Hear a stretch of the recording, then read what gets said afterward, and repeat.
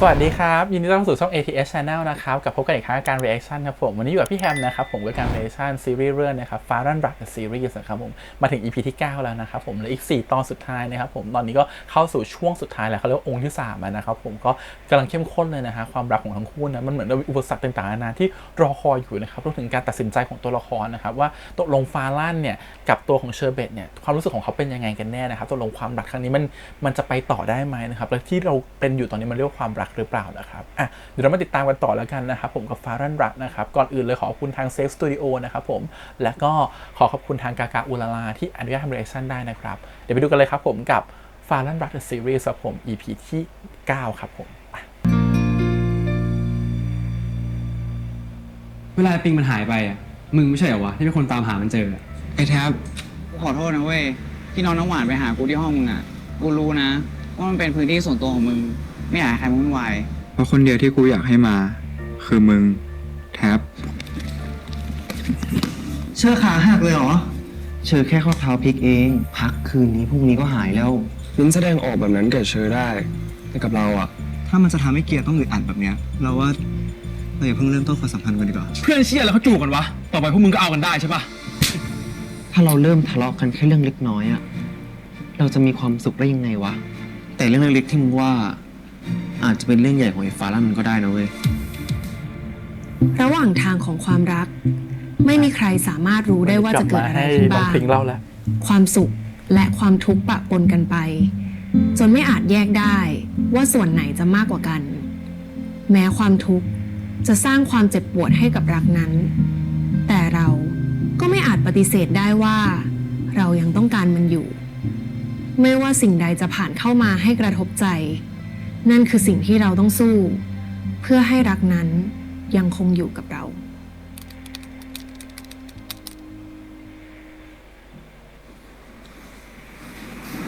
มาถึงทะเลก็จะมืดแล้วน้องพิงค์ถ่ายไปได้ไม่เท่าไหร่เองอะไว้เดี๋ยวพรุ่งนี้เรามาถ่ายกันต่อนะได้ค่ะพี่ฟ้าคะขอบคุณมากนะคะที่เลือกพิงค์มาเป็นแบบอะตอนแรกที่พิงค์เห็นโพสอะพิงค์นึกว่าจะไม่ทันซะแล้วพี่ตั้งหากต้องขอบคุณน้องพิงค์อะที่เอาเป็นแบบให้พี่ทำให้พี่ถ่ายสนุกขึ้นเยอะเลยถ้าพี่มาคนไม่รู้จักนะพี่คงเก่งอะไม่รู้จะคุยอะไรต้องคนพูดมากแบบพิงค์ใช่ไหมคะ บ้านพักพี่ฟ้าสวยมากเลยพิงค์ไม่เคยเห็นพี่ฟ้าโพสเลยว่ามีบ้านพักอยู่ที่หัวหินด้วยพี่ไม่ค่อยได้มายังไม่ได้โพสเท่าไหร่พี่นึกว่าพี่ฟ้ากับเชอร์เบตมาด้วยกันบ่อยซะอีกเห็นเชอร์เบตอะชอบทะเลมากโพสถึงทะเลอยู่บ่อยๆเป็นแฟนกันไงเนี่ยพี่ฟ้าทำไมไม่เคยพาเชอร์เบตมาที่นี่เลย ทำไมน้องพิงคิดว่าพี่กับเชอร์เป็นแฟนกันนะก็เพจคิวบอยมหาลัยพูดถึงอยู่บ่อยๆแอบเชียร์นอกหน้าซะขนาดนั้นเพจมันก็เพ้อเจ้อไปเรื่อยอ่ะพี่กับเชอร์เป็นแค่เพื่อนกันนั่นไงร้านอาหารที่พี่บอกอ่ะเราเข้าไปข้างในกันได้แล้วเปลี่ยนเรื่องไปเถอะพี่ฟ้าพิงจะทำให้พี่ฟ้าพูดออกมาได้เพจคิปบอลทำหน้าที่นะจ๊ะเจ้าของเพจ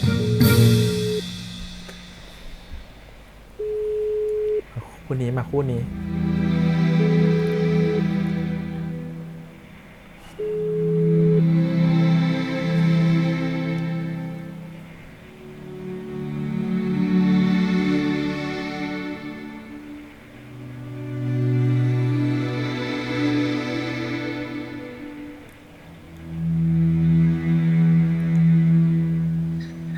ไอ้ฟ้าเมารถแล้วก็หายไอ้พิงมึงอยู่ไหนวะทำไมไม่รับสาย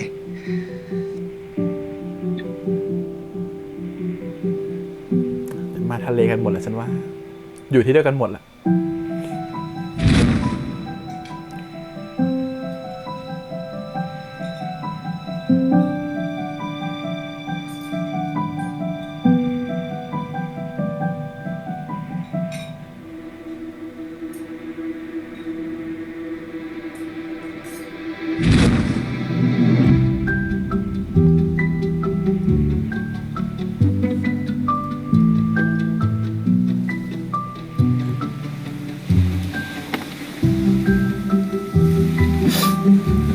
ตัวละครปิงนึกถึงเราเลยอะตอนที่แบบไปชอบผู้คนคนหนึ่งอะไรเงี้ยแล้วเขาก็แบบรู้สึกแบบชอบเขาฝ่ายเดียวอะไรเงี้ยแล้วก็นั่งพร่ำเพ้ออยู่คนเดียวร้องไห้ไม่สบายเข้าโรงพยาบาล กูจะเป็นเพื่อนกับมึงยังไงให้สนิทใจเหมือนเดิมไว้แทน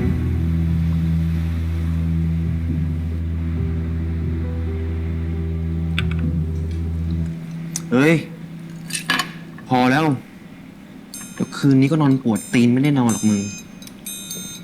อะไรวะ แค่นี้ไม่ตายหรอก ตื่นมาว่าหายปวดแล้ว ตีนอะหายปวดแน่ แต่ใจอะไม่หายปวดเพราะเราหรอก มึงอยากโดนตีนกูเหรอวะมึงหุบปากกับชาว ยังไงปากมึงอะก็ไม่แข็งเท่าปากกับชื่อหรอก แต่ตีนกูอะก็แข็งเตะปากมึงได้อะ เอ้ย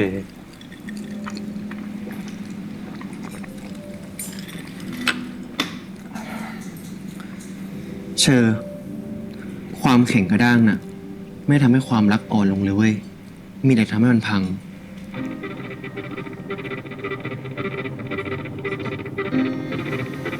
คือเขาถ่ายเป็นแฝดจนเนียนมากจนมีคนถามว่าตกลงเขามีแฝดกันจริงๆหรือเปล่า ทำไมวันนี้พี่ฟ้าดื่มเยอะจังคะเครียดอะไรปะเนี่ย คือแบบตัดเนียนมากอะ ก็มาพักผ่อนทั้งทีอ่ะ พี่ก็ดื่มทิ้งตัวอย่างนี้ตลอดแหละ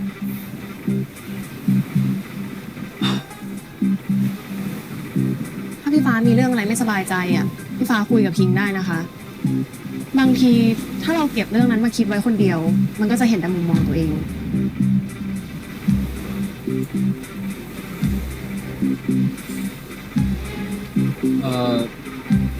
น้องพิงค์มีแฟนยังอะครับ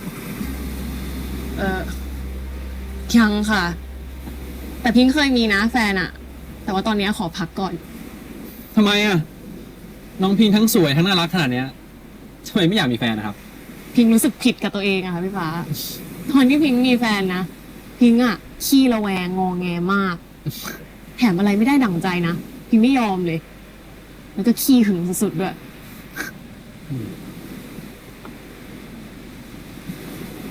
พี่ฟ้า พิงค์ไม่รู้หรอกนะว่าพี่ฟ้ากับเชอร์เบตงอนกันเรื่องอะไรอะแต่ถ้าพี่ฟ้าเลือกที่จะไม่เปิดใจอะมันก็จะติดอยู่ในใจพี่ฟ้าไปตลอดนะ แล้วเราจะรู้ได้ไงอะว่าสิ่งที่เราพูดไปอะมันจะไม่ทำให้ความรักมันแย่ลง เรารู้อยู่แล้วค่ะพี่ฟ้า ว่าสิ่งที่เราพูดไปอ่ะ มันมาจากความคิดของเรา หรือว่าเป็นเรื่องจริงที่มันเกิดขึ้นแต่ปล่อยไว้นานนะพี่ฟ้า เพราะเวลาก็เป็นตัวแปรที่ทำให้มันแย่ลงได้เหมือนกัน เจ้าของเพจละสอนเลยนะคำคมเยอะ มาเซลฟี่เก็บเป็นที่ระลึกกันหน่อยค่ะพี่ฟ้า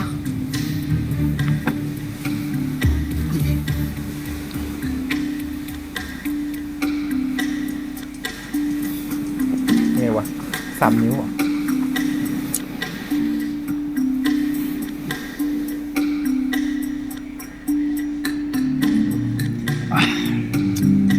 เดี๋ยวกูขอไปเข้าห้องน้ำก่อนนะ เดี๋ยวกูกลับมา ไปด้วย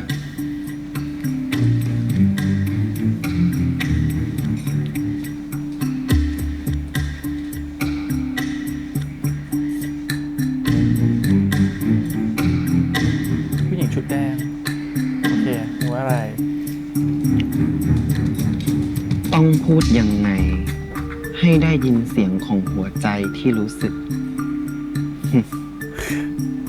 แล้วใส่แคปชั่นอย่างนี้เขาก็เข้าใจผิดหมดสิว่าพิงค์ต้องการจะบอกรักพี่ฟ้า โอ้พิงค์เอ้ยพิงค์อะโป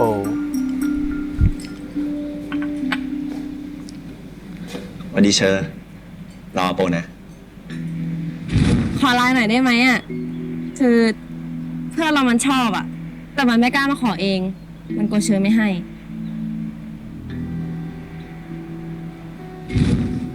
อ๋ออโปหวัดดี ไม่คิดว่าจะเจอเชอร์ที่นี่เลยนะเนี่ย วันก่อนนะเราไลน์ไปหาเชอร์ก็ไม่ตอบ เราก็คิดว่าเราคงไม่ได้คุยกับเชอร์แล้วแหละ แต่ดีนะวันเนี้ยเรามานั่งรอเพื่อนกินจนเมาไปก่อนละเลยกล้าเข้ามาทักเชอร์ นี่ขนาดเมาเลยเนี่ยยังเดินมาถูกเลย อยากนั่งดื่มกับเราไหมอ่ะ อยากสิ เราอยากจะรู้จักเชอให้มากกว่านี้ด้วย แล้วเพื่อนของโปอ่ะ เพื่อนเหรอ ไม่เป็นไรหรอก เดี๋ยวเราไลน์บอกพวกมันเอง ว่าเราเจอคนที่เราอยากจะคุยด้วยอยู่แล้ว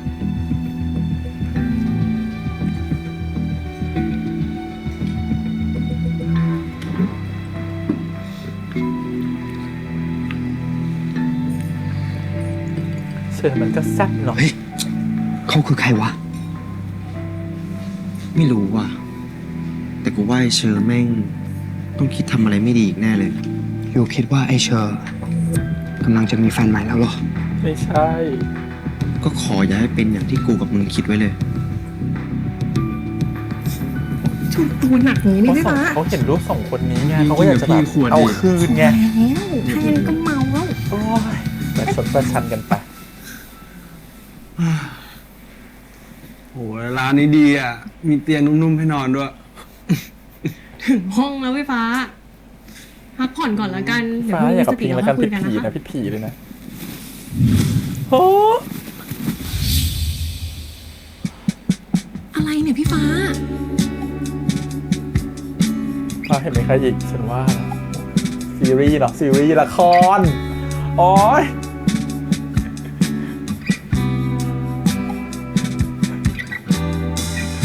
มึงจะทิ้งกูไปแบบนี้ไม่ได้นะเชอ จริงจริงลูกพิงเป็นหัวหน้าเพจอะลูก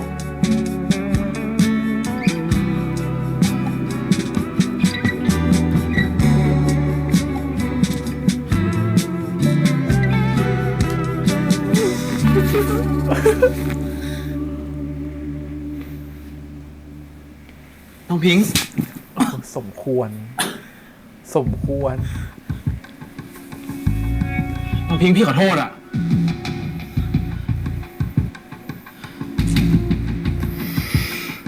เชี่ย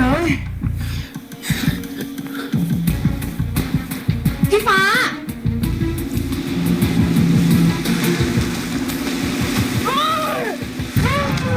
พี่ฟ้า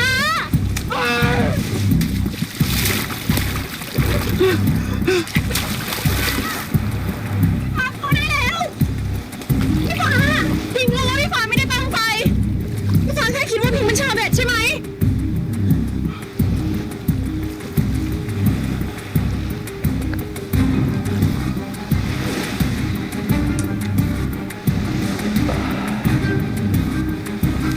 จริงเธอต้องทำหน้าที่เพจปลาให้ได้ดีที่สุดนะ พิงไม่ได้โกรธพี่ เอา ฟ้า ใจช่วยเธอ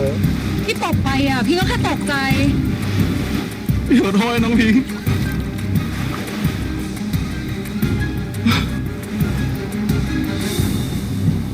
พี่ฟ้ามีอะไรคุยกับพิงได้นะคะพี่ถึงเชอร์เบตใช่ไหม บอกพิงได้ไหมว่าโกรธอะไรกัน หน้าที่เพจปลา แทมอยู่จะปล่อยให้เชอร์อยู่กับผู้ชายคนนั้นเหรอ เออดิ มึงก็เห็นอยู่ มันแม่งไม่เหงาละ นายบอกว่าเชียร์ฟาลั่นไง ไม่อยู่ขัดขวางมันไว้ก่อนอะถ้าอยู่ไม่อยู่นะ เดี๋ยวไออยู่เอง เฮ้ย มึงกลับกับกูไอ้ชาว ส่วนเรื่องไอ้เชอร์อะปล่อยแม่งแบบนี้แหละ ถ้ามันเลือกจะหนีหัวใจตัวเอง มันนั่นแหละจะเป็นคนเจ็บหนัก ไป ปล่อยให้น้องได้เรียนรู้หัวใจตัวเอง ถ้าพี่ฟ้าไม่อยากพูดถึงอ่ะ ก็ไม่เป็นไรนะคะ พิงแค่คิดว่า การที่เราเก็บไว้คิดคนเดียวแล้วไม่ยอมคุยกันอะมันก็ไม่ได้มีอะไรดีขึ้น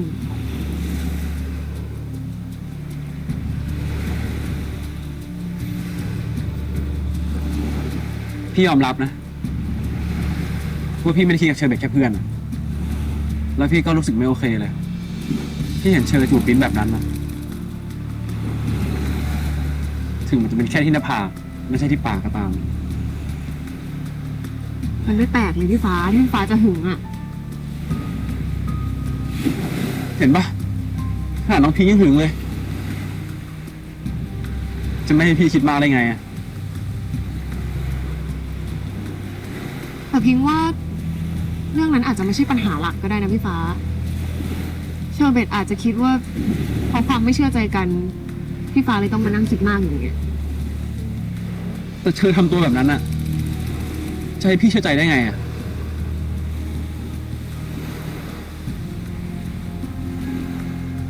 หรือไม่พี่ฟ้าก็อาจจะรู้จักเชอร์เบตยังไม่ดีพอ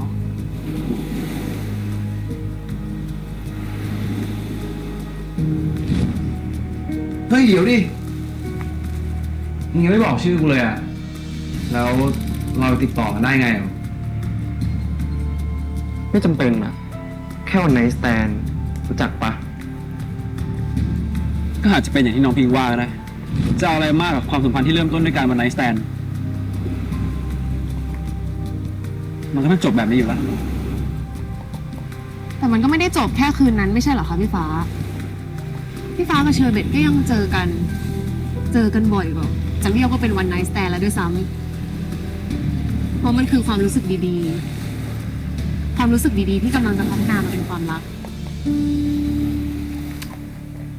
ตั้งแต่พี่ฟ้ารู้จักเชอร์เบตมา แม่ดอมเราเก่ง พี่ฟ้า นะ คิดว่าเชอร์เบตเป็นคนยังไงอ่ะ ก็เป็นคนแปลกดีอะพูดน้อย ปากหมาเราก็ไม่ค่อยสูงสิงกับใครอะ โคตรบังเอิญไม่เจอกันนานเลยนะมึง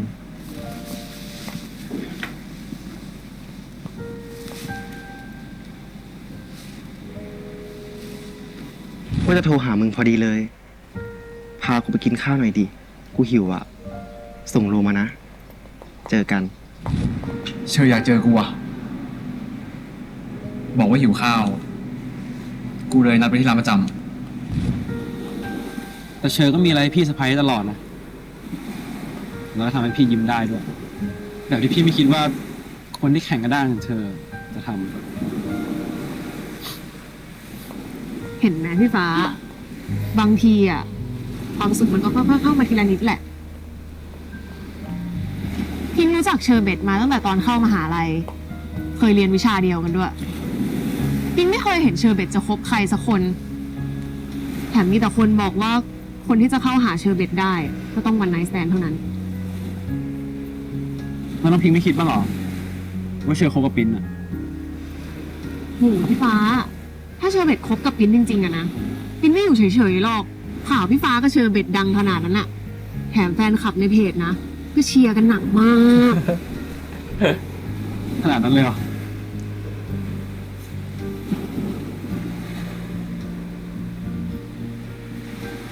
แต่ก็จริงอย่างที่น้องพิงพูดนะเชอร์เบตกับปิ้นน่ะสนิทกันมาก สนิทกันมานานแล้วด้วย สนิทกันก่อนที่พี่จะรู้จักกับเชอร์ซะอีก แล้วก็ดูเหมือนว่าสองคนนั้นจะสนิทกันอยู่แค่2 คนนะแล้วตั้งแต่พี่รู้จักกับเชอร์มา เชอร์ก็อยู่กับพี่ตลอด ไม่เคยหายไปเหมือนในข่าวที่เขาว่ากันเลย ว่าเชอร์เบตวันไนท์สแตน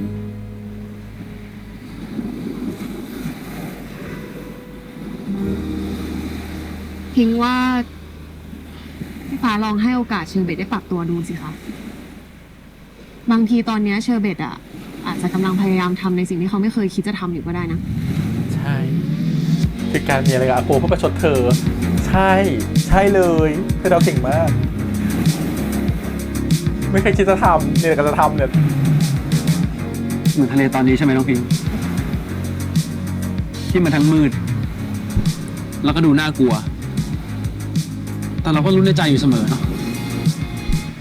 ว่ามันจะสวยงามตามเวลาของมัน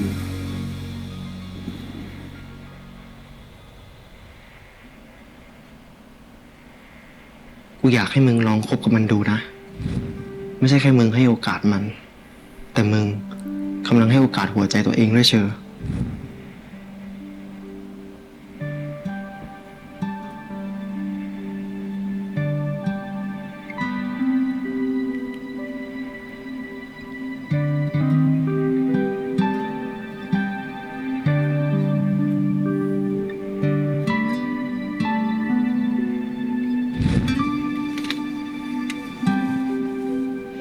โห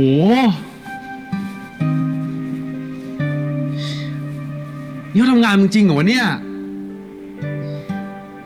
อย่างห้องดนตรีมืออาชีพอะนึกว่าจะเป็นแค่ขี้เมาเล่นดนตรีซะอีก มึงยังสร้างภาพเป็นฟ้าลั่นที่แสนดีแต่บ้ากามได้เลย ทำไมกูจะเป็นนักดนตรีมืออาชีพไม่ได้วะ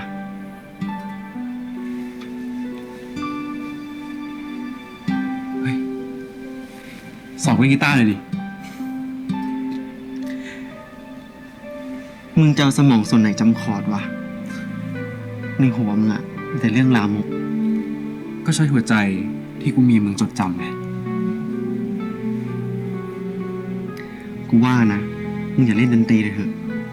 ไปเป็นคนเขียนนิยายน้ำเน่าไป เหม็นขี้ฝัน เหม็นขี้ฟันเหรอเหม็นขี้ฟันใช่ปะ ไอ้ฟ้าเห็นมึงบอกจะรีบไปเตรียมตัวแข่งเทนนิสไง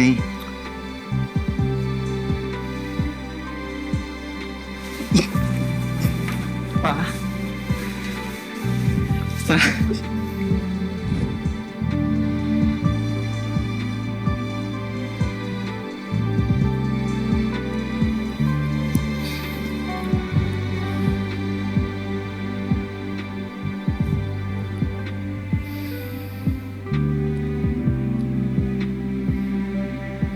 ฮัลโหลเชอร์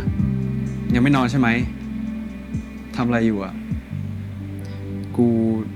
คิดถึงมึงนะ มึงนี่ก็เชื่อดีนะไอ้ฟ้า พาสาวไปเที่ยวทะเลแต่เสือกโทรมาหากูบอกว่าคิดถึง ทำไมวะ สาวที่มึงพาไปด้วยอ่ะ ไม่สนุกหรอ แต่กูก็เห็นมึงโพสต์รูปดูมีความสุขดีนี่ ไม่เอานะเชอร์คุยกันดีๆเถอะ กูขอโทษนะ ที่กู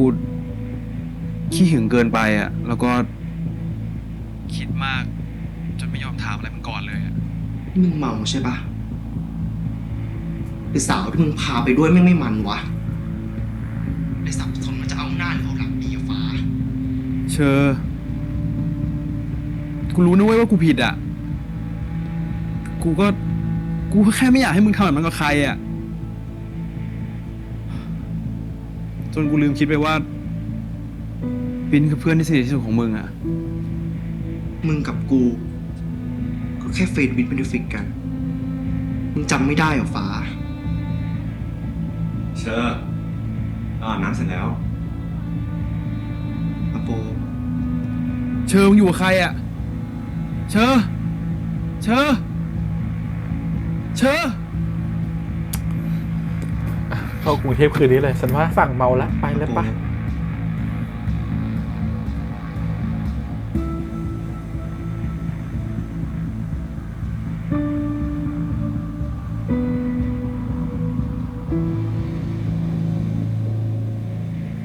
เธอสร้างเรื่องเราเนี่ยเป็นเจ้าของเพจแต่ดันไปลงรูป เธอก็นะ โอ๊ย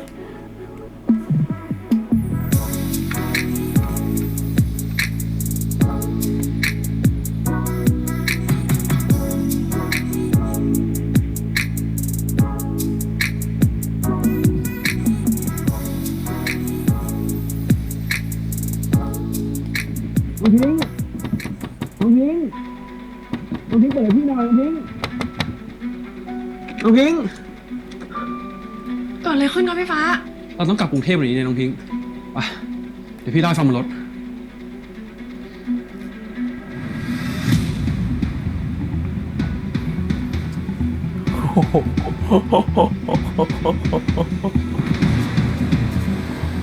พาพิงมาได้ปะเนี่ย โอ้โหอันดีนะมาเลยจะได้แบบเล่าเรื่องได้ว่าแบบมันไม่ได้มีอะไรกัน แต่เขาอยู่คอนโดหรือเปล่าอ่ะ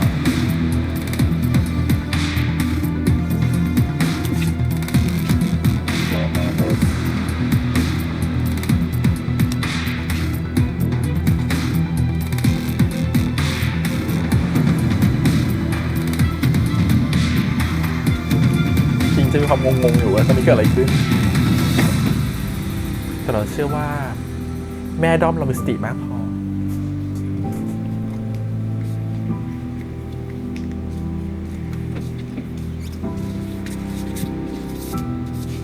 เชอ ไอ้ฟ้า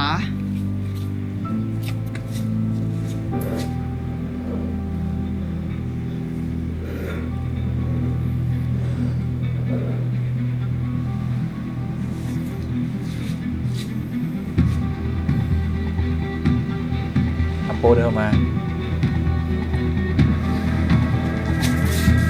ไอ้ฟ้า พี่ฟ้า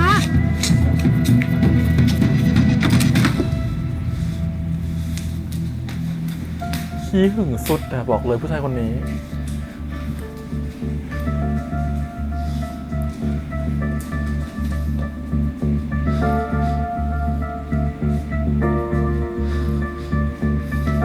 เขามีอะไรที่คอนโดลูก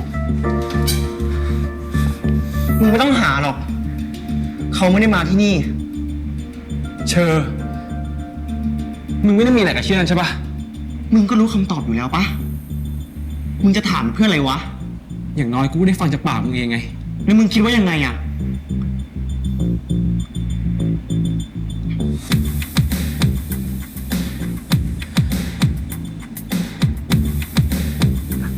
แล้วต้องสั่นพริ้ง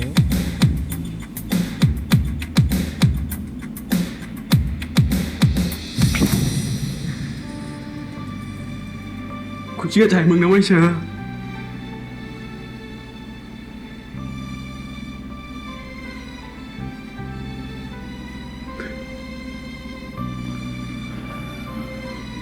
แต่ถึงมึงจะมีอะไรกับเขา กูก็ไม่โกรธหรอก กูผิดเองที่ทำตัวแบบนั้นจะปล่อยให้เขาเข้ามาได้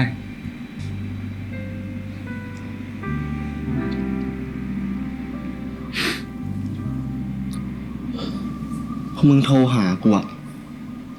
กูก็รีบกลับเลย และกูยังไม่มีอะไรกับเขาด้วย ถ้าไม่โทรหานี่คือจะมีอะไรใช่ไหม ขอบคุณนะเชอ เธอนะ เธอก็ร้ายอยู่นะ จริง ถ้าโทรมาผิดจังหวะคือคืนนั้นหลับไปแล้วนี่คือจบเลยนะจ๊ะนี่คือมีอะไรกับเขา ฉันชอบหน้าพริงมากโมเมนต์เธอดีมาก ฟ้า มึงรีบไปอาบน้ำเถอะ ตัวมึงเหนียวติดตัวกูหมดแล้วเนี่ย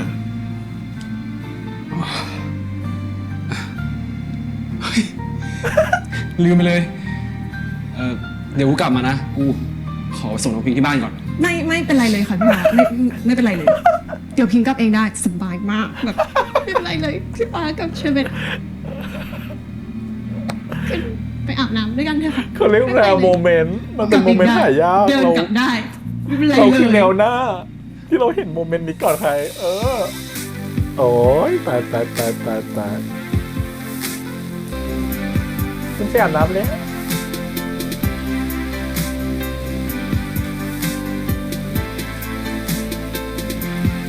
ตาย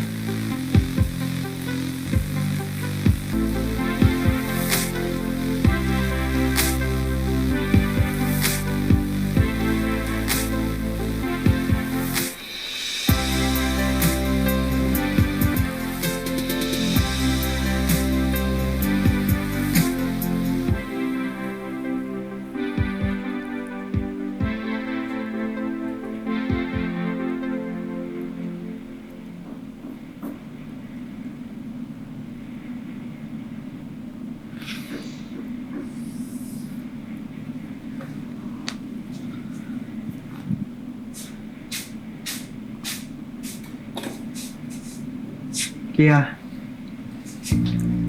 หลับจะโจงมาให้ เอ็มคงจะหิว ไม่เห็นลงมากินอะไรเลย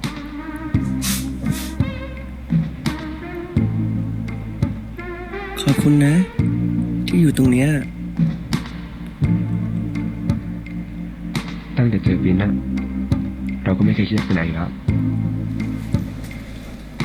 คู่นี้บทจะโกรธก็โกรธเร็วบทจะเคลียร์ก็เคลียร์ง่ายเนาะอ่ะมาคู่นี้บ้างเขาเคลียร์กันหมดแล้ว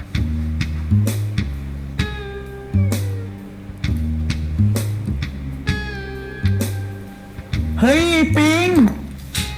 เฮ้ยมึงหายไปไหนมา กูโทรไปมึงก็ไม่รับเนี่ย มึงเป็นไรปะวะ บอกกูได้ไหมอะ กูอกหักอะเลยอยากอยู่คนเดียว อกหักเหรอวะ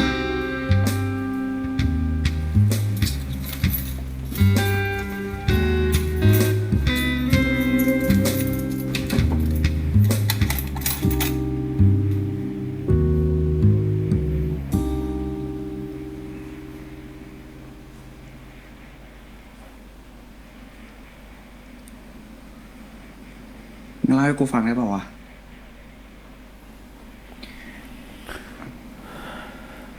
กูไปทะเลมา ไปนั่งคิดอะไรเพลินๆอะ กูหมายถึงเรื่องผู้หญิงคนนั้นอะคนที่ทำให้มึงอกหัก ใคร กูเคยเจอปะ มึงไม่ต้องรู้หรอก เอาเป็นว่ากูตัดสินใจได้แล้ว ว่ากูจะเป็นเพื่อนกับเขา เพราะยังไงความรักของกูอะมันก็คงเป็นไปไม่ได้ เชี่ย เจ็บปวดชิบหาย แต่มันก็ยังเจ็บปวดน้อยกว่าการที่กูปล่อยให้เขาหายไปจากชีวิตกู กลับมาคิดได้แล้วว่าอย่างน้อยก็อยากอยู่กับเขามากกว่า ที่จะเสียเขาไปอืม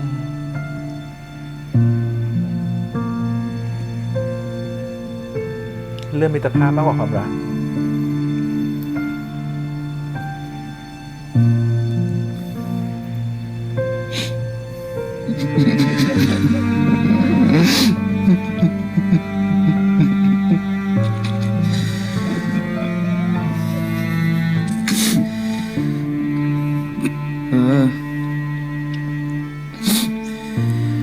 ทีหลังอะ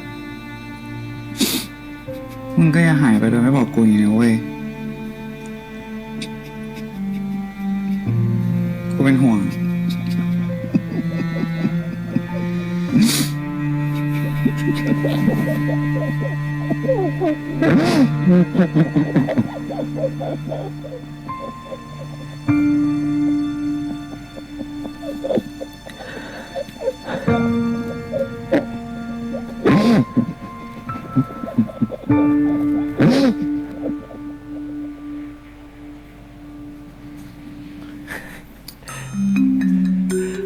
ทิ้งหายไปไหน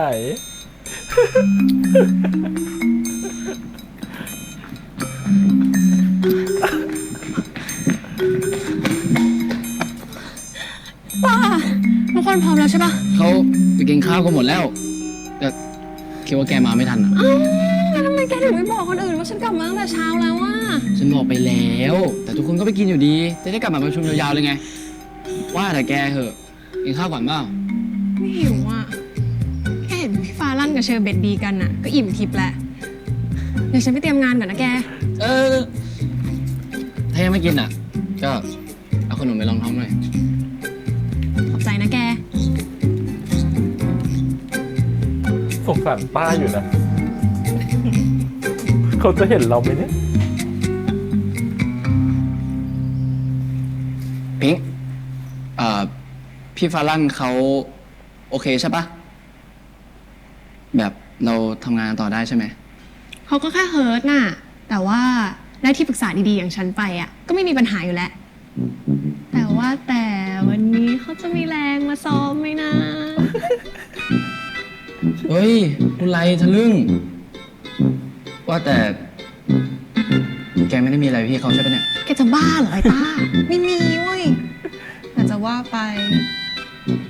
ถ้ามีก็ดีนะ ผู้หญิงอะไรอ่ะ ทะลึ่งและน่ารักสมัดเลย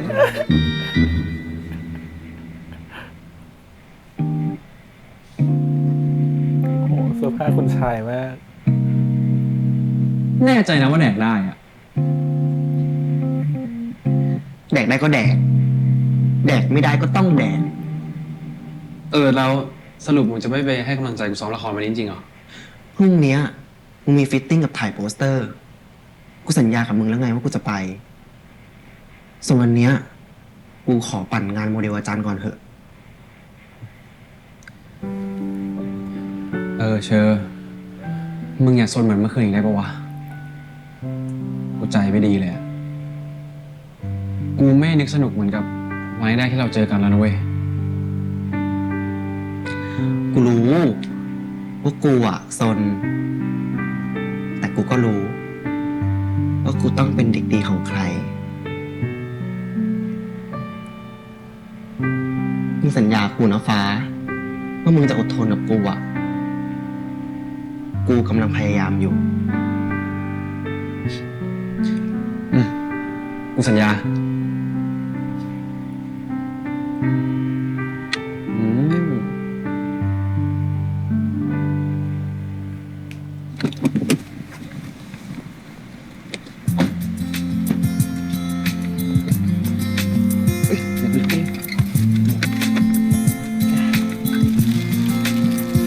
งั้นเดี๋ยวเกียร์กลับไปเอาของที่บ้านก่อน แล้วมาทำโมเดลที่ห้องฟินนะ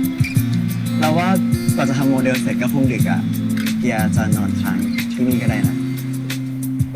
จริงๆก็ตั้งใจแบบนั้นแหละ เดี๋ยวเรารีบมานะ แต่ก็ดีนะผมว่าเชอร์เบตไปคบกับฟารันใช่ไหมปินก็ไม่เหงานะเพราะปินได้เกียร์มาอยู่ด้วยเพราะปินก็ดูไม่มีเพื่อนคนอื่นเลยอ่ะ หิวแล้วเหรอ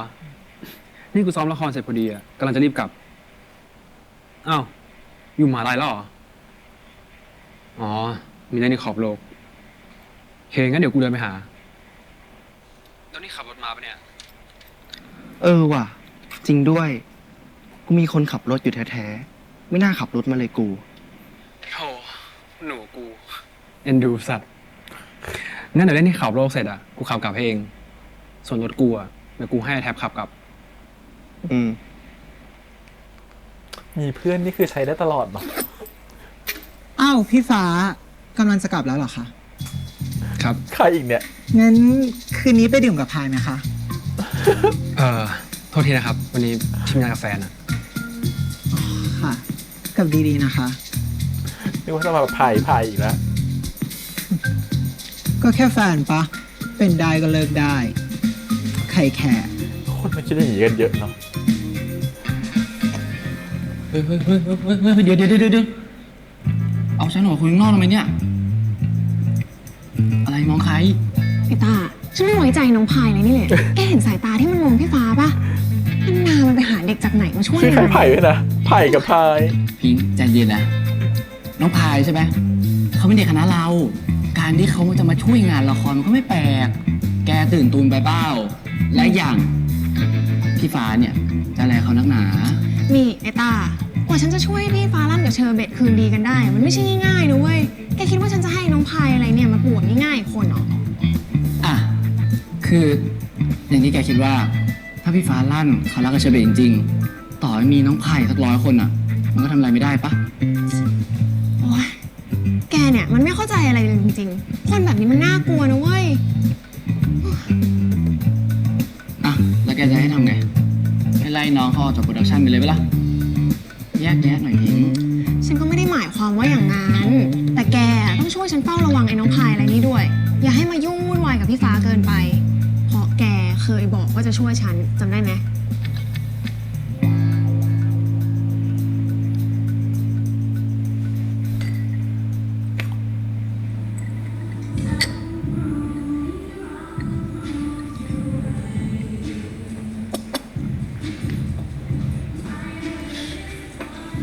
อ้าวนึกว่าจะไม่มาซะละกูทักไปก็อ่านไม่ตอบกู แล้วนี่ไอ้แท็บไม่ได้มาด้วยเหรอวะหรือมึงยังไม่ได้เจอหน้ามันเลย เจอเล่า แต่มันไปรับน้องน้ำหวานอยู่อ่ะ ไอ้แท็บไม่ดูจะเอาจริง ลงทุนไปรับน้องเขาเลยเว้ย ว่าแต่มึงเหยปิง ช่วงนี้เป็นไรวะดูทำตัวลึกลับแปลกๆหายไปไม่ยอมบอกเพื่อนเลยนะ รู้ปะเนี่ยว่าไอ้แท็บอะมาตามหามึงจนวุ่นวายหมด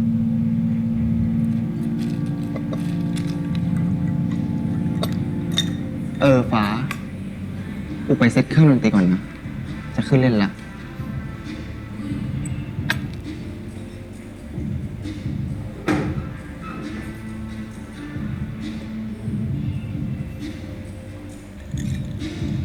แล้วนี่มึงจะบอกกูได้ยังว่ามึงไปไหนมา พี่ปิง ไม่ได้เจอพี่ปิงมาดื่มที่นี่นานเลยอ่ะ ไผ่ลูก พอดีฟ้ามชวนมาดูน้องเชอร้องเพลงอ่ะ น้องไผ่แหละที่ไม่ค่อยได้มา ได้ข่าวว่าช่วงนี้ชอบไปแต่ร้านเต๊ะๆหรอ ทำไมไม่เช็คให้ดีว่าไอ้เชอร์เบตมันร้องเพลงมันนี่ กูว่าย้ายร้านเถอะ จะบ้าเหรอย้ายร้านอ่ะ ก็หาว่าฉันกลัวมันสิ พี่ปิงงั้นเดี๋ยวไผ่กับแนนขอตัวก่อนนะครับ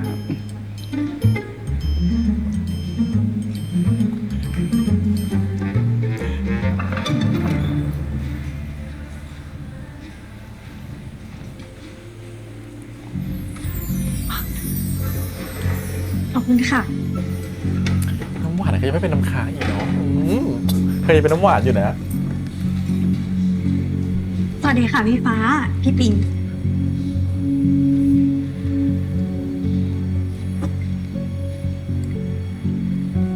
แทบนี่คือยังไม่ชัวร์ความรู้สึกตัวเองก็คือไปเอาน้ำหวานเข้ามาคือน้ำหวานมันสงสัยอยู่แล้วอะเดี๋ยวต้องทนน้ำหวาน ไผ่แกจะต้องพี่ฟ้าลั่นทำไมอีกนักหนาวะ ไหนบอกว่าอายไง กูไม่ได้จ้องพี่ฟ้า กูอะมีเป้าหมายใหม่แล้วไง ใครวะ เป็นจริงเหรอ ก็พี่ปิงไง ดูไปดูมา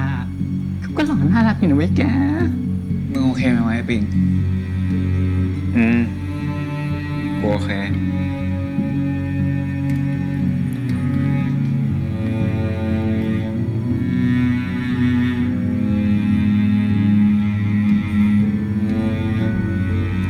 อุ๊ย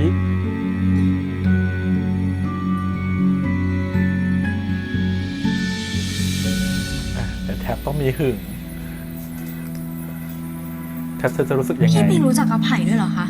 ไม่น่าเชื่อ ไผ่น้องหวานพูดเหมือนรู้จักเขาเลย ไผ่เนี่ยเขาเป็นเน็ตไอดอลชื่อดังนะคะ รีวิวสินค้าเยอะมาก น้ำหวานเนี่ยยังเคยซื้อสกินแคร์ตามเขาเลย แล้วไอ้ปิงไปรู้จักเขาได้ไง นั่นสิคะ น้ำหวานก็อยากรู้เหมือนกัน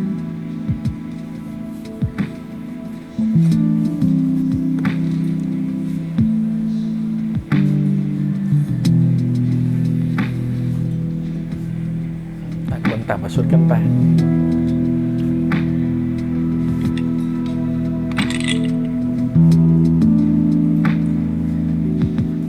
ถ้าพี่เมา น้องไผ่ไปส่งพี่ด้วยนะ ได้สิครับพี่ปิง พี่คะ ขอเบียร์เพิ่มอีก2 แก้วค่ะ โอ้ยไผ่ดูน่ากลัวมาก ถ้าพายมาอีกจะบันเทิงมาก เนี่ยน้ำเซนผู้หญิงมันแรงอะมันรู้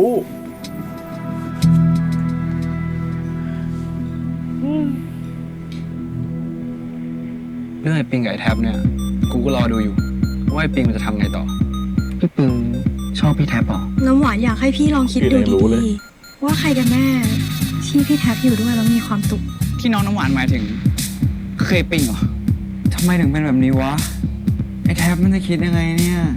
เรื่องแบบเนี้ยมันเป็นเรื่องของคนสองคน ถ้าไอ้ปิงมันกล้าพูดความจริงจากใจตั้งแต่แรกอะก็ว่าไปอย่าง ขอบคุณนะปิงที่ให้กำลังใจเราตลอดเลยอะมันเป็นอะไรของมึงอีกวะฟ้าพอพูดทีก็ทำเหมือนว่ากูไปทำอะไรผิดมา ถ้าจะมีคนผิดนะกูเองอะที่ผิดมึงจูบกูคนเดียวไม่ได้วะเชอ แค่ชั่วคราว มึงจะอะไรกูนักหนาวะ เอาอีกแล้ว เอาอีกแล้ว โอ้ไบโพล่ามากดูเรื่องนี้ปวดหัว อะไรวันเนี่ย โอ้ยอีฟ้านี่ก็หึงไม่เข้าเรื่องเนาะ โอ้ยกรณีเดิมเคสเดิมเหตุการณ์เดิม โอ้ยเซ็งมากเอาอีพีนี้ก่อนนะครับผมอีพีนี้สุดท้ายก็ฟาลั่นกับเชอร์เบตก็เคลียร์กันนะครับผมก็ได้เข้าใจกันสักทีว่าจริงๆแล้วเหมือนกับมันเป็นช่วงเวลาของการที่เราได้เบรกอารมณ์ตัวเองเนาะได้กลับไปทบทวนความรู้สึกตัวเองเนาะฟาลั่นก็ได้มีที่ปรึกษาที่ดีนะครับอย่างแม่ด้อมของพวกเรานะครับก็คือน้องพริงนะครับเขาก็ให้คำปรึกษาที่ดีมากๆเลยเขาพูดเหมือนกับว่าอยากให้ฟ้าลองเปิดใจดูอยากให้ฟ้าลั่นลองเข้าใจคนอื่นดูบ้างลองที่จะเปิดใจดูว่าจริงๆแล้วเนี่ยสิ่งที่เชอร์เบตทำกับ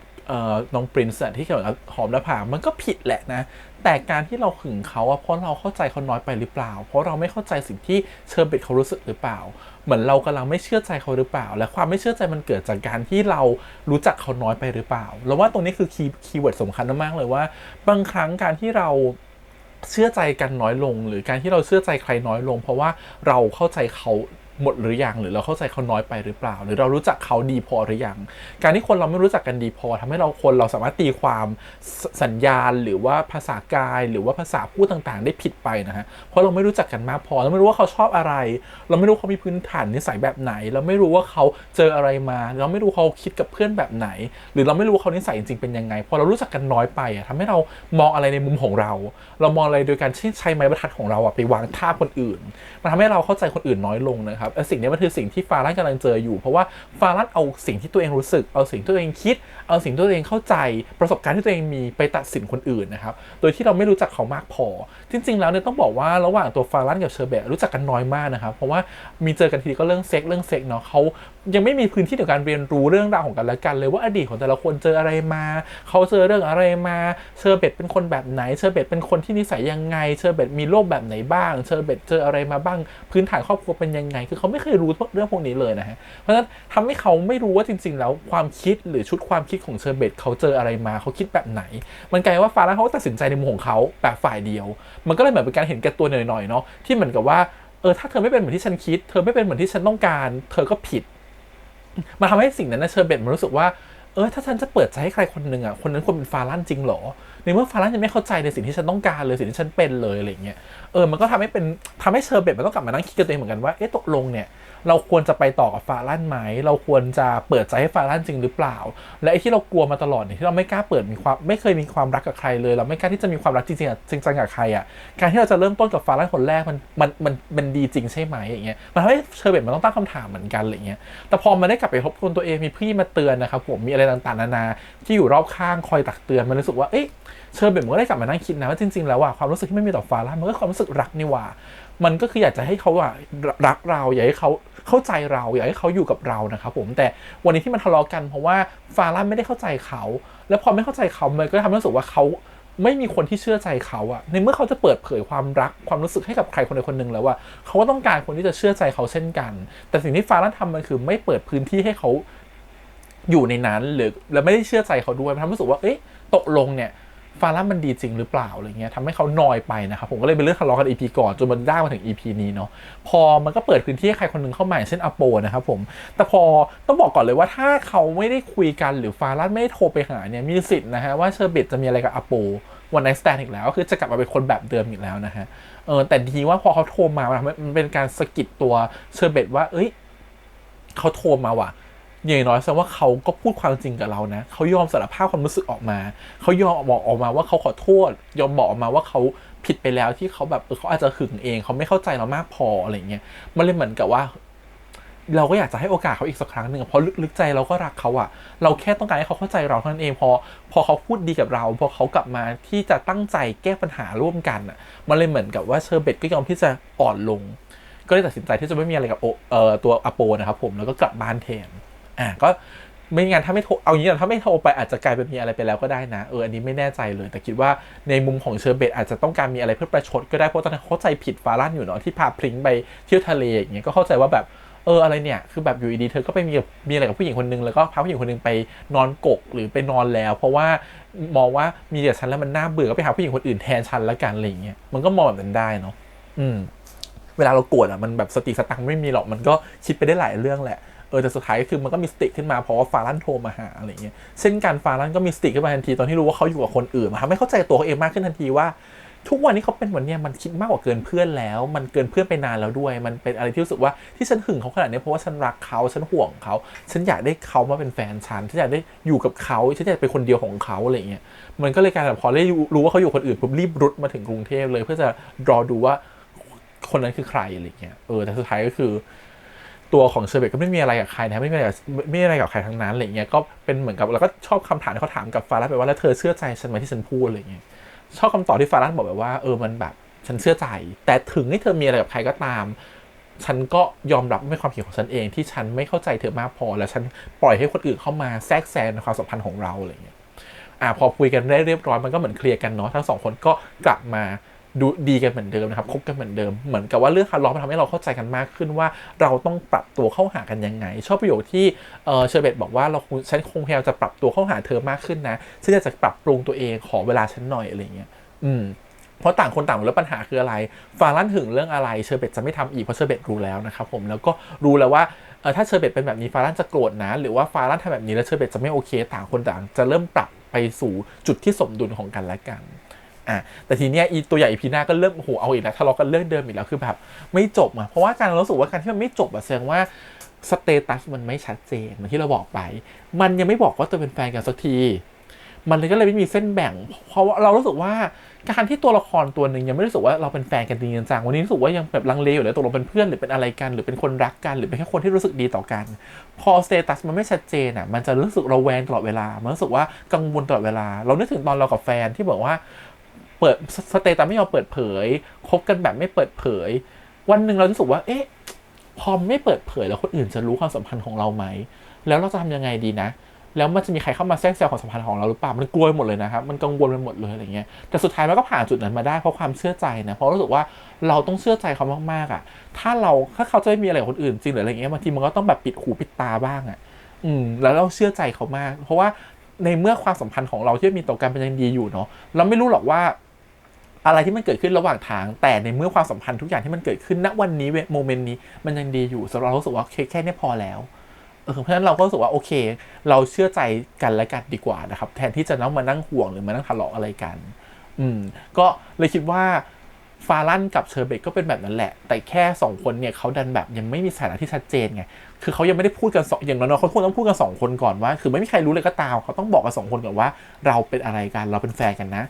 สเตตัสที่เราคุยกันอยู่ตอนนี้คือแฟนนะไม่ใช่แค่เพื่อนนะไม่ใช่แค่คนรักไม่ใช่แค่เพื่อนที่คุยกันแต่มันคือแฟนแล้วว่าตรงนี้น่าจะช่วยได้นะครับผมในเรื่องที่การที่ว่าเขาจะได้ระแวงน้อยลงการที่เชอร์เบตไปหอมปริ้นจะไปทำอะไรกับปริ้นฟารั่นจะไม่ต้องมาหึงอะไรแบบนี้นะฮะรวมถึงการที่ต้องคุยกันเยอะขึ้นนะครับคุยกันให้เข้าใจว่าจริงๆแล้วฟารั่นเป็นคนแบบนี้เพราะอะไรทำไมเชอร์เบตถึงต้องทำแบบนี้เพราะอะไรและเชอร์เบตจะทำอย่างนี้กับปริ้นต่อไปไหมเพราะอะไรนะครับผมมันต้องคุยกันเนาะว่าทำไมถึงต้องทำแบบนี้ทำไมถึงความสัมพันธ์ต้องเป็นแบบนี้ถ้าคุยกันบางทีมันจะเข้าใจมากขึ้นนะทีนี้ถ้ามันหึงอีกมันก็จะเป็นเรื่องแบบ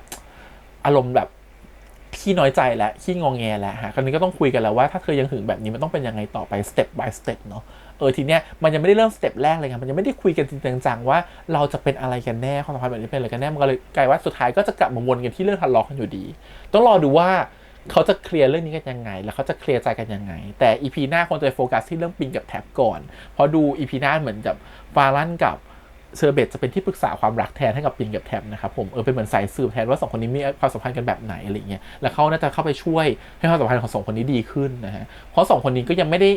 วายกลับมาคืนดีกันนะครับเพราะว่ากลายเป็นว่าตัวของปิงเองไปทำใจเองแล้วกลับมาน้อยใจเองแล้วก็ตัดสินใจเองทุกๆอย่างนะครับไม่ว่าจะเป็นแบบว่ากลับไปทุกเองที่ทะเลแล้วกลับมาคิดได้ว่าโอเคความสัมพันธ์ของมิตรภาพของเรามันยิ่งใหญ่กว่าความรักเพราะฉะนั้นฉันเริ่มมิตรภาพถ้าความรักมันทำให้มิตรภาพของเราล้มฉันก็เริ่มมิตรภาพแทนละกันก็เลยเลือกที่จะเก็บความรู้สึกนั้นเอาไว้แล้วก็ทำลายความรู้สึกตัวเองแทนอะไรเงี้ยแล้วก็เก็บเอาไว้ในส่วนลึกแล้วก็ปล่อยให้ตัวเองเสียใจแทนในเรื่องที่มันเกิดขึ้นโดยที่ไม่แชร์เรื่องของตัวเองออกไปเพราะว่าคนตรงหน้าคือเพื่อนที่เรารักโหแบบเจ็บมากนะความรู้สึกคือเราเข้าใจตัวปิงมากๆเพราะเราเคยเป็นแบบนี้มาก่อนคือชอบคนที่เป็นเพื่อนสนิทอะไรเงี้ย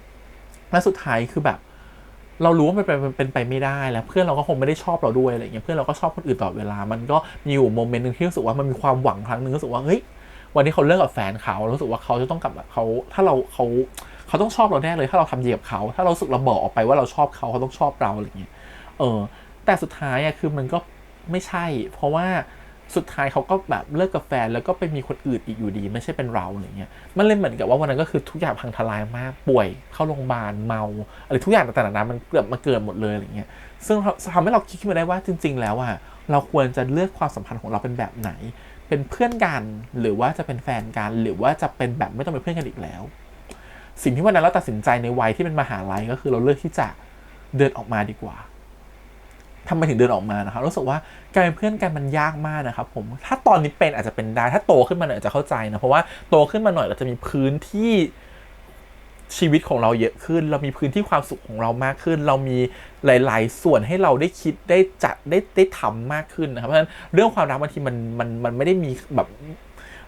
ความสำคัญขนาดนั้นในชีวิตของเราเมื่อเราโตขึ้นแล้วเพราะฉะนั้นเราอาจจะยอมรับได้ถ้าสมมติว่าเราเผลอรักใครคนหนึ่งในวัยนี้แล้วก็รู้สึกว่าเขาไม่มีทางเป็นของเราได้แล้วน่าจะเป็นเพื่อนกันนะเราน่าจะเลือกความเป็นเพื่อนมากกว่าแล้วคนที่เก็บเรื่องของเราเอาไว้นะฮะอีกในนึงเหมือนกันเราก็อาจจะมีความกล้ามากขึ้นเราก็อาจจะยอมบอกไปก็ได้ว่าเรารักเขาเพราะว่าเรามีเพื่อนเยอะแล้วเราไม่ต้องการเพื่อนแล้วก็ได้แต่ในวัยนั้นน่ะมันเหมือนกับเรามีเพื่อนน้อยเราไม่ได้มีเพื่อนทุกเยอะขนาดนี้นะฮะเราไม่ได้แบบตอนนั้นรู้สึกว่าเราก็อยากจะคีปความสัมพันธ์ของความเป็นเพื่อนเอาไว้มากกว่าการที่จะยอมบอกไปแล้วเสียเพื่อนนะฮะเราก็เลยเลือกแบบนั้นในการที่เราจะไม่บอกไปและเก็บความเป็นเพื่อนนั้นไว้แต่ตอนนี้เราได้เจอขึ้นมาว่าถึงเก็บความเป็นเพื่อนนั้นไว้อะความรู้สึกเราก็แปรเปลี่ยนไปแล้วอะเราก็มองเขาเป็นเพื่อนไม่ได้อีกแล้วเพราะเรารู้สึกว่ารักเขาไปแล้วบางทีการที่เราจะเฟกตัวเองมันก็ยากพอสมควรนะแล้วเป็นเราที่เหนื่อยด้วยณตอนนั้นสิ่งที่เราทำได้ที่สุดคือเราเดินออกมาดีกว่าซึ่งทุกวันนั้นก็คือตอนนั้นเพื่อนก็งงเหมือนกันว่าทำไมอยู่ดีเรากลายเป็นไม่สนิทกับเพื่อนอีกแล้วกลายเป็นเราออกมาจากกลุ่มนั้นอีกแล้วเพื่อนก็งงแต่เราว่าเพื่อนน่าจะรู้ไกลๆแหละว่าเรารู้สึกอะไรมากกว่าความว่าเพื่อนนะฮะเพราะว่ามันมีตอนที่เหมือนกั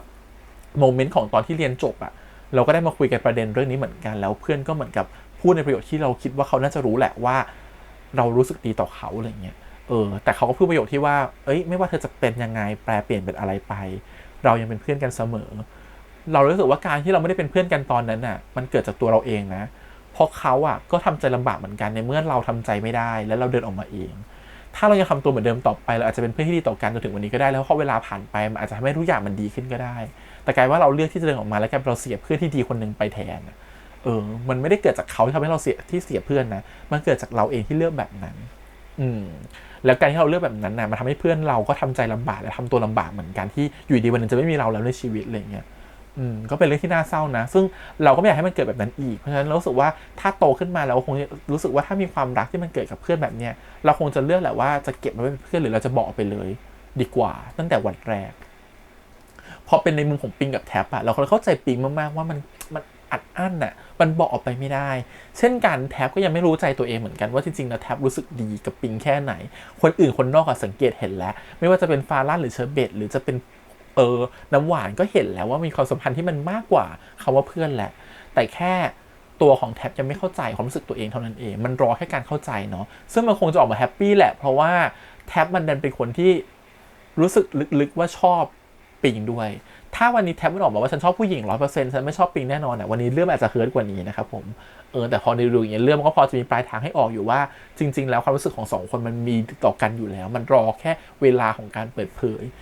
ก็นึกถึงเรื่องอีกคนนึงเหมือนกันนะครับผมเป็นเพื่อนอีกคนนึงเหมือนกันที่เป็นเพื่อนสนิทกันมากๆเลยแล้วก็เราชอบเขาเหมือนกันแล้วเขาก็เหมือนกับแบบมีแฟนนะครับผมเป็นผู้หญิงเราสึกว่าโอเคมันคงเป็นไปไม่ได้เพราะว่าเขาเป็นผู้ชายแท้ๆเลยนะครับผมเราคงจะชอบเขาไม่ได้แล้วเราก็เลือกที่จะไม่บอกเขาว่ารักออกไปนะครับผมสุดเราไปด้วยกันตลอดนะครับผมเดินทางด้วยกันตลอดไปเรียนหนังสือด้วยกันอะไรเงี้ยด้วยกันตลอดทุกวันเงี้ยจนเรารู้สึกว่าเฮ้ยมาเป็นเพื่อนกันไปแล้วอ่ะอันนี้ก็เกิดหลังจากเรื่องแรกนะเรารู้สึกว่างั้นเราเก็บความเป็นเพื่อนไว้ดีกว่าเราเลือกที่จะไม่เดินหนีออกไปแล้วแต่เราเลือกที่จะเก็บความเป็นเพื่อนนั้นไว้นะครับผมแล้วก็แต่พอเขามีแฟนเขาก็ใช้ชีวิตกับแฟนเขาเนาะเราก็กลายว่าเราก็ต้องเอาชีวิตของเรามาเฟดตัวออกมาเหมือนกันเพราะว่าถ้าอยู่กับเขาตัวติดเขาทั้งที่เขามีแฟนอ่ะเรากลัวว่าผู้หญิงจะจับความรู้สึกเราได้เพราะรู้สึกว่าเราก็น่าจะส่งสายตาอะไรบางอย่างเหมือนกันเราเลือกที่จะออกมาดีกว่านะครับผมก็กลายเป็นความสัมพันธ์มันก็เริ่มแบบหายไปตามกาลเวลานะครับผมแต่จริงๆอ่ะความสัมพันธ์มันยังดีอยู่นะ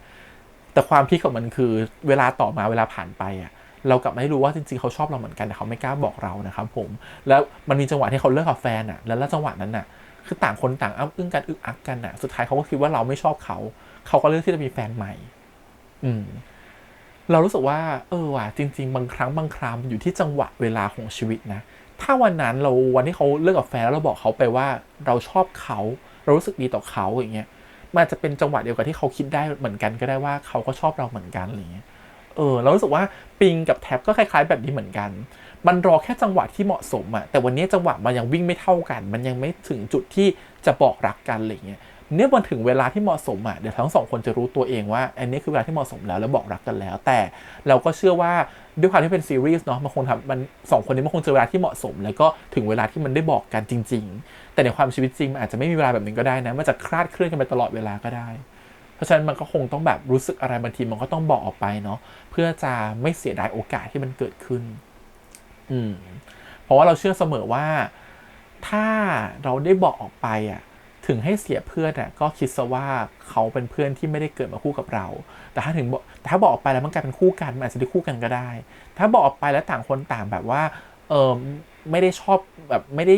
ได้ความสัมพันธ์มันคงไม่ได้เป็นแบบเป็นแฟนกันได้จริงๆคนได้เป็นแค่เพื่อนกันอยู่ในน้อยมันอาจจะวุฒิภาวะของเราอาจจะทำให้เราเข้าใจอะไรมากขึ้นและโตขึ้นมากพอที่จะรู้สึกว่าว่ะถ้าเป็นเพื่อนก็เป็นเพื่อนก็ได้ว่ะอย่างนี้ก็ได้รู้สึกว่าจริงๆแล้วพอเอางี้ดีกว่าถ้าตอนเด็กอะไรที่จะไม่บอกแต่พอโตขึ้นมาประสบการณ์มีมากขึ้นเรื่องที่จะบอกดีกว่านะครับผมเพราะรู้สึกว่ามันเป็นทางออกที่ดีมากกว่าการที่เก็บเอาไว้และอึดอัดกับตัวเองเพราะว่าตอนนั้นก็คือเรื่องที่จะเก็บไว้เนาะแล้วก็พลาดโอกาสเหมือนกันก็เลยคิดว่าไม่มีทางออกไหนที่มันดีที่สุดหรอกแต่มันอยู่ที่ว่าช่วงเวลาตอนนั้นความเหมาะสมตอนนั้นสิ่งที่มันเกิดขึ้นตอนนั้นโชคชะตาของเราตอนนั้นมันพาเราไปเลือกทางออกไหนแล้วมันเป็นทางออกที่สมควรหรือเปล่าแล้วมันพาเราไปเจอคนที่ดีและเหมาะสมกับเราหรือเปล่าอะไรอย่างเงี้ยก็เห็นใจปิงกับแท็บแต่รอดูแล้วกันว่าความสัมพันธ์ของเขาจะเป็นยังไงต่อไปใน EP ต่อไปนะครับผมคิดว่า2คนนี้น่าจะเข้มข้นมากๆใน EP ต่อไปคิดว่าเป็นพื้นที่ของเขาเลยแหละ EP 10เนี่ยคือปิงกับแท็บแน่นอนก็ชอบไผ่ก็เข้ามานะไผ่จบจากพี่ฟาร่าไม่พอไผ่ก็ยังมาแบบว่าเอาพี่ปิงต่ออีกนะครับผมไผ่แล้วยังมีพายอีกคือว่าปวดหัวไปหมดนะฮะแต่ก็ EP นี้ต้องชื่นชมแบบแม่ด้อมของเรานะครับคือน้องพริงนะครับคือแบบทำตัวเป็นแม่ด้อมที่ดีมากนะครับผมจับให้เขามาคู่กันเหมือนเดิมไม่พอนะครับผมยังได้โมเมนต์แบบแรร์โมเมนต์ด้วยนะครับผมไปถึงบ้านเขาเห็นโมเมนต์กันต่อหน้าต่อตาคือแบบโอ้ยถือว่าเปิดเพจมาแล้วคุ้มค่าแล้วคิวบอยเนี่ยโอเคก็วันนี้ประมาณนี้นะครับผมก็ขอบคุณทุกคนที่มาติดตามกันด้วยฝากกดไลค์กดแชร์กด Subscribe นะครับติดตามที่เสียงทาง YouTube Instagram Twitter แล้วก็ Facebook นะครับผมก็วันนี้ไปก่อนนะครับผมอยากจะชมอันสุดท้ายคือนักแสดงแต่ละคนที่เล่นเรื่องนี้คือเล่นกันดีมากชอบที่แบบอารมณ์มันสื่อสารออกมาได้ดีมากโดยเฉพาะแบบฟาลันกับเชอร์เบตเนี่ยคือแบบดีมากอีกคู่หนึ่งที่แบบลืมพูดไปเมื่อกี้คือ Prince กับเกียร์นะครับก็คือเป็นคู่ที่แบบหวานไงแล้วเป็นคู่ที่แบบบทน้อยมีพื้นที่เล่าไม่เยอะฉะนั้นรักกันทะเลาะกัน EP ก่อนกลับมารักกันอีกแล้ว EP นี้คือเร็วมากนะครับผมโอเคก็ถือว่าเป็นคู่ที่เร็วพอสมควรนะครับงงกับไปความอารมณ์ขึ้นลงมากแล้วขึ้นลงไปตามตัวละครของฟาร่ากับเชอร์เบตด้วยขึ้นลงแบบนี้ก็เอาไว้ดูต่อกับ EP หน้ารายการวันนี้พี่ทำไปก่อนนะครับผมไปแล้วบ๊ายบาย